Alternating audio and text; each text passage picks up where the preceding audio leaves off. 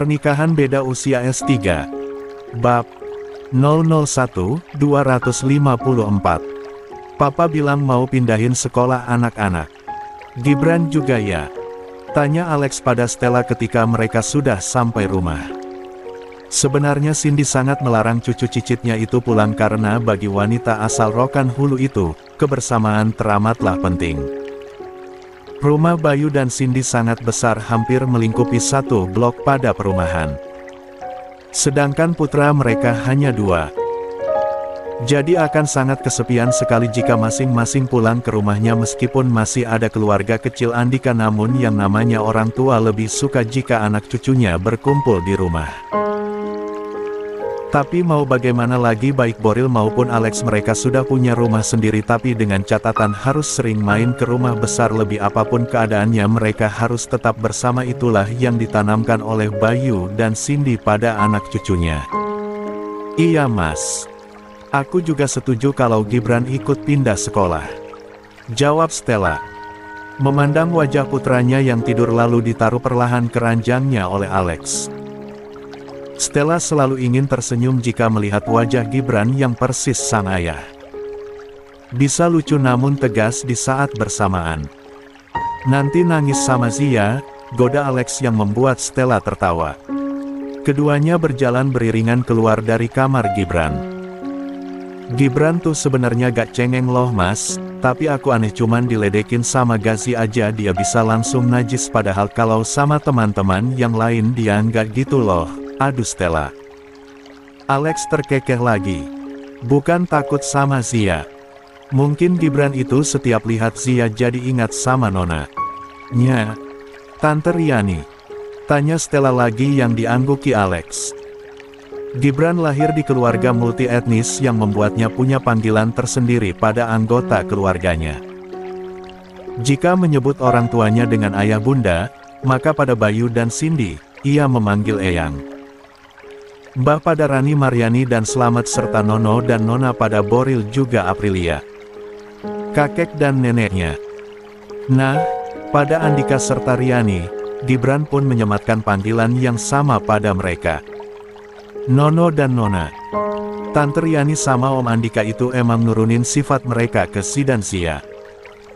Wajarlah Gibran hormat sama mereka, ucap Stella yang enggan mengatakan kalau Gibran takut. Walau sebenarnya memang iya. Keduanya lalu duduk di sofa besar di kamar mereka.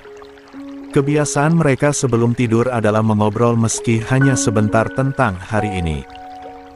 Alex duduk bersandar pada bantalan sofa.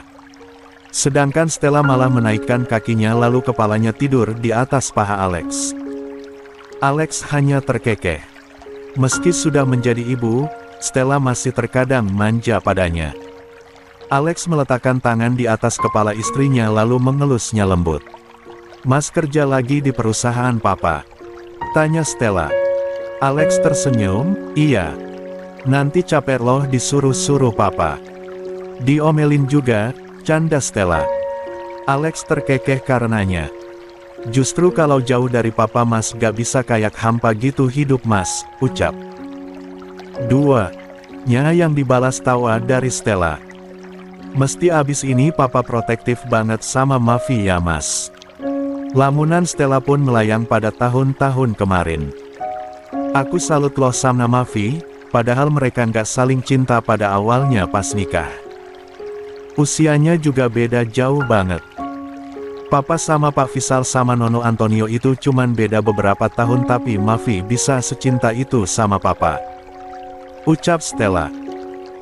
Sedangkan Alex masih mendengarkan dengan tangannya yang mengelus lembut surai istrinya. Alex sangat suka jika Stella sudah bercerita tentang masa-masa kecilnya yang sudah ditinggalkan oleh ibu atau masa-masa remajanya saat Stella masih menggemari idol-idol Korea. Stella selalu memuji Aprilia yang begitu mencintai ayahnya meski pada awalnya Ovalia sangat jahat dan mengira kalau Aprilia hanya menginginkan harta ayahnya saja. Tapi cinta Aprilia begitu tulus bahkan memaafkan ketika dia mendapatkan kekerasan oleh Atal Boril. Dari binar matanya serta senyum yang selalu terkembang di wajah cantik Stella, terlihat betapa dia sangat mengagumi kedua orang tuanya. Tanpa sadar kalau cinta Alex padanya pun sama besar seperti cinta Aprilia pada Boril. Suatu saat nanti, Gibran akan bercerita entah itu pada istrinya atau pada anaknya kalau ia mempunyai orang tua yang saling mencintai walau awalnya mereka nikah karena digerebek. Stella merasa tertarik dengan pembahasan ini, dia mengangkat kepalanya untuk bangun namun masuk dalam pelukan suaminya. Netra keduanya bertemu. Tapi Gibran gak akan mimisan setiap kali ketemu cewek cantik, goda Stella. Alex jadi tertawa karenanya. Gibran cuma mimisan kalau ketemu belahan jiwanya nanti. Masa sih? Anak juragan tanah sak bumiayu bisa mimisan. Nurunin sifat bapak keyak, goda Stella. Alex mencubit hidung istrinya. Hingga membuat Stella memekik sakit, boru Rohichan gak pantas ngapak-ngapak lah. Sakit ih. Alex tertawa kala cubitannya terlepas dan ujung hidung sang Princess Rohichan memerah karenanya. Stella menggerutu karenanya. Sini-sini. Kakang mas obati sini. Kap. Alex mencium ujung hidungnya. Perlakuan sederhana namun selalu berhasil membuat Stella merona merah wajahnya.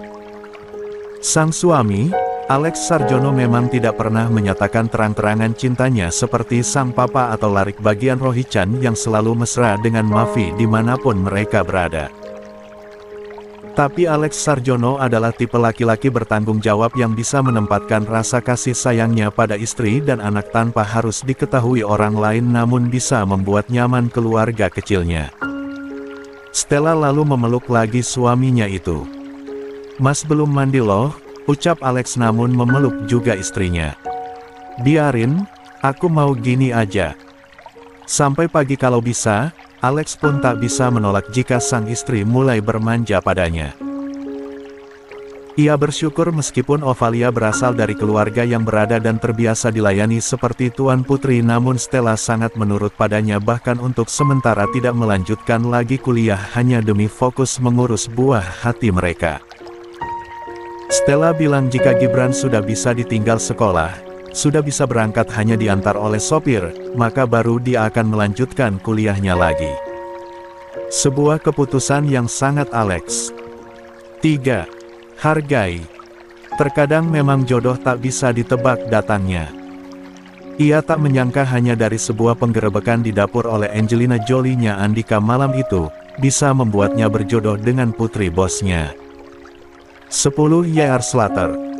Aprilia Ayu berjalan cepat sambil mengomel lewat ponsel saat turun dari kamarnya menuju lantai bawah.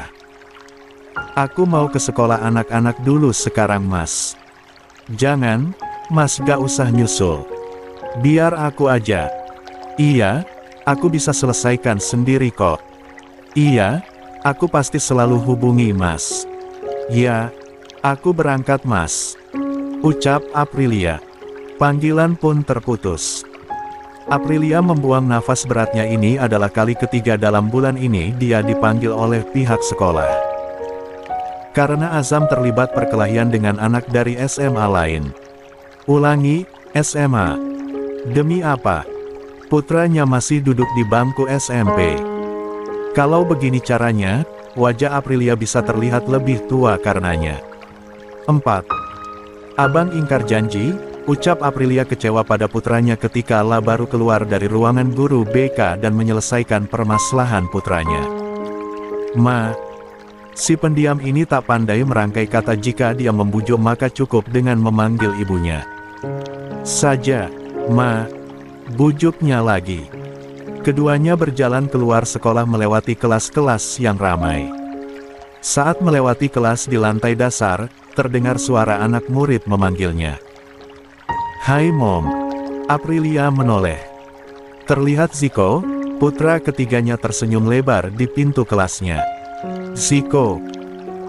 Boril, Andika dan Alex sepakat untuk menyekolahkan putra dan putri mereka di sekolah yang sama sejak TK kemudian SD dan sampai sekarang duduk di bangku SMP sehingga mereka pun masih satu gedung sekolah. Termasuk Gibran Zidan dan Zia namun berbeda ruangan kelas saja. Ziko yang duduk di bangku kelas 8 itu tersenyum lalu memeluk singkat ibunya dan mencium tangannya. If sama siapa ma? Ucap Ziko menanyakan adik bungsunya. Sama Bibik di rumah Oma. Jawab Aprilia. Pemuda tampan bersurai coklat dan bernetra sama dengan ibu dan kakaknya itu melirik pada Azam yang berdiri tak jauh dari Aprilia. Abang bikin ulah lagi ya Mom? Tanya Ziko. Ziko berdecak lalu menggelengkan kepala dan melipat tangannya di atas dada. Aduh. Padahal udah aku ingetin loh. Jangan ikutan balap liar. Masih aja. Nanti kalau mama tahu gimana? Apalagi papa. Adu Ziko pada Aprilia yang membuat Azam geram lalu mendorong adiknya itu masuk ke dalam kelas dan menutup pintu kelasnya. Lalu ditahannya. Terdengar suara gedoran pintu dari dalam. Abang. Tegur Aprilia yang hanya dibalas singkat oleh Azam. Ada guru. Aprilia lalu menoleh pada samping kanannya tak jauh dari sana guru bahasa Inggris yang akan mengajar di kelas milik Ziko siap untuk masuk ke ruangan itu. Ada benarnya juga sikap Azam ini. Aprilia lalu melanjutkan lagi jalannya menuju tempat parkir. Sedangkan Azam, ketika guru sudah datang dia baru melepaskan pintu tersebut dan ketika Ziko ikut keluar dia pun berhenti. Melihat gurunya masuk ke dalam kelas. Awas lo, Bang, umpat Ziko dalam hati. Sampai di tempat parkir Azam tidak kenal lelah membujuk ibunya yang sudah sampai di depan mobilnya, agar tidak marah. Ma. Aprilia menghentikan langkahnya lalu berbalik ke arah sang putra. Dengan netra abunya yang berpendar terang, Aprilia semakin matang dan dewasa sekarang. Namun tak melarutkan sedikit pun kecantikannya. La melihat Azam dengan pandangan tajam dan menusuk. Biasanya jika sudah dalam mode seperti ini, Azam selalu merasa bersalah dan tak bisa berkutik. 5. Berkelahi dengan geng motor anak SMA. Setelah kalah dalam balap liar. Apa-apaan? Tanya Aprilia menyebut rentetan kesalahan Azam sampai ia mendapat SP ketiga kalinya. Itu berarti Azam tak boleh masuk sekolah sampai minggu depan. Azam hanya menggaruk kepalanya yang tak gatal. Remaja jangkung itu tak bisa menjawab pertanyaan ibunya. Bahkan mama malu waktu guru menu bilang, 3 anak SMA harus dibawa ke puskesmas karena kamu gebukin. Mau jadi preman beneran bang? Sembur Aprilia lagi. Meski dalam hatinya merasa lega karena sang putra tidak apa-apa, hanya pakaiannya saja yang kotor meski terlibat perkelahian dengan orang yang jauh lebih dewasa dengannya, namun tetap saja Aprilia kesal. Setelah ini harus meminta maaf kepada orang tua yang anaknya sudah dibuat babak belur oleh Azam. Maaf, ucapnya tulus. Aprilia membuang nafasnya. Ngomong sama Ember. Ucapnya tegas lalu masuk ke dalam mobil dan mengendarainya sendiri. Azam meluruhkan bahunya. Abis ini ia pasti akan diceramahi oleh ayahnya dan ancaman seluruh fasilitasnya akan dicabut termasuk dipotong uang saku sudah terbayang di mata. Mau bagi mana lagi? Azam menatap kepergian ibunya. Pemuda itu kemudian menyentuh pipinya yang terkena bekas tamparan gadis SMA yang jadi pemicu balap liar tadi. Azam tersenyum sinis. Merasa aneh dengan kelakuan gadis itu. Ia yang menyelamatkanlah juga yang kena tampar. Aprilia Ayu lalu pergi ke puskesmas di mana beberapa korban Azam tengah ditangani. Aprilia merasa ngilu melihat anak-anak SMA yang badannya lebih berisi dibanding Azam tengah merintih kesakitan ketika dokter memeriksa mereka, bahkan ada yang mengadu pada orang tuanya tapi tetap dimarahi karena mereka ikut balap liar di jam sekolah. Sungguh tak ada kata-kata yang bisa diucapkan Aprilia mengenai putra keduanya, Azam Atana Rohichan. Ya, yang kedua. Bagi Aprilia, meski tak lahir dari rahimnya, Stella tetap menjadi yang pertama. Azam terkenal pendiam dan irit bicara. Jarang sekali mengobrol atau berinteraksi bahkan dengan saudara-saudaranya. Tapi entah apa yang terjadi ketika anak itu sudah ketiga kalinya dipanggil ke sekolah bulan ini.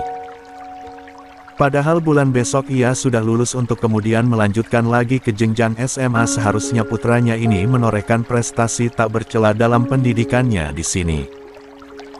Azam selalu meraih nilai sempurna di setiap mata pelajarannya, bahkan dia aktif dalam seluruh kegiatan sekolah. Azam menyukai olahraga. Ia menjadi kapten tim basket dan berkali-kali membawa harum nama sekolah dengan menjuarai lomba antar sekolah. Tubuhnya tinggi, 175 cm dengan berat 65 kg. Membuat Azam lebih menonjol di antara teman-temannya yang lain selain tentunya parasnya yang juga di atas rata-rata. Perpaduan Sumatera, Jerman dan Italia membuat Azam tumbuh jadi remaja rupawan bernetra abu yang dikagumi kaum hawa di sekolahnya. Tapi semua kelebihan itu juga dibarengi dengan kenakalannya. Sebuah motor sport melaju dari arah belakang sekolah menuju jalan raya. Kedua remaja dengan seragam sekolah putih biru itu nampak asik berboncengan sambil bersenda gurau. Rizky, ketua kelas 8, akhirnya bahagia luar biasa karena kesampaian juga bisa mengantar pulang gadis paling cantik di kelasnya, bahkan di 6 sekolahnya. Tanpa ketahuan pengawal sang gadis, mereka kabur lewat jalan belakang. Setelah sebelumnya Rizky menaruh motor sportnya di warung, bukan di tempat parkir, sehingga tidak diketahui oleh pengawal sang gadis. Baru saja berbunga-bunga karena bisa naik motor tanpa pengawalan, tiba-tiba saja sang putri yang baru pertama kali dibonceng, memekik karena motornya direm mendadak. "Aduh," keluhnya. "Rizky, kok ngeremnya mendadak ih?" Rizky lalu menoleh ke belakang. Maaf, itu ada orang halangin jalan," ucapnya sambil menurunkan standar motornya. Netra biru gadis cantik itu lalu menelisik ke depan. Ia berdecak melihat pengawal sang ayah berdiri tegak bak patung polisi di tengah jalan. "Kok dia tahu sih, aku lewat sini?" gerutu Zia Yasmin Rohichan melihat Mahawira Laksamana sudah ada di depan. Bahkan kini, pria dewasa itu tengah berjalan ke arah mereka. Pandangannya sangat tajam. Rizky sampai mati-matian menyembunyikan rada gemetaran dan takutnya karena pengawal yang satu ini lebih seram dari guru BK yang menangkap basah muridnya yang ketahuan pacaran. Ia harus tetap cool di depan siakan. "Turun," ucap Mahawira singkat. "Gak mau pulang sama Rizky," ucap Zia malah memeluk Rizky dari belakang yang membuat Rizky makin gugup. Namun pura-pura berani di depan Wira. "Dia pulang sama gue, Om." Zia tersenyum karenanya. Rizky punya nyali juga. Zia sadar posisinya yang sangat membahayakan sekali. Apalagi Zia sengaja mendekatkan tubuh bagian depannya ke punggung Rizky. Rizky yang merasa di atas awan kemudian membuat gerakan tangan seperti mengusir Mahawira. Namun baru dia akan menstarter motor dan menaikkan standarnya, tiba-tiba saja Wira menarik kerah kemeja Rizky dengan satu tangan dan mengangkat tubuh remaja itu sehingga terlempar dari motor, membuat netra biru milik sang princess melotot horor karenanya. 7. Tumbuh besar dalam penjagaan ketat para pengawal ayahnya, membuat keempat anak-anak Andika dan Riani terbiasa dengan kehadiran mereka di sekelilingnya. Jangankan remaja seusia Zidan dan Zia yang memang sangat diawasi pergaulannya karena takut terjerumus ke dalam hal-hal buruk dan negatif yang sering dianggap menantang bagi mereka, namun sebenarnya sangat menyesatkan itu. Kedua adik kembar mereka, Gaswan dan Gavi yang masih duduk di bangku tek pun tak lepas dari pengawalan. Ada dua pengawal yang dimiliki Andika dan yang terlama bekerja adalah Abdul Muiz atau Coki yang kemana-mana selalu ikut dengan Andika dan Mahawira Laksamana yang ditugaskan terutama menjaga anak-anaknya yang remaja. Juga pengawal wanita bernama Jeta. Untuk Riani, Gaswan dan Gavi. Sedangkan untuk di rumah, Bayu dan Cindy tak menginginkannya. Meski terjaga dengan pengawalan yang diterapkan dedinya, namun rupanya Zia terkadang ingin mendobrak batasan itu. Dia ingin bebas seperti remaja yang lain, pulang pergi tanpa ada yang mengawasi dan tanpa peraturan. Hal terkeren bagi remaja seusianya adalah bisa pulang sekolah tanpa ketahuan naik motor berboncengan dengan teman prianya. Tapi rupanya pengawal yang dipilih sang Dedi, bak seorang dukun yang bisa tahu di mana ia berada. Kok dukun sih Ji? Iya dukun lagi naik daun akhir-akhir ini. Rizky.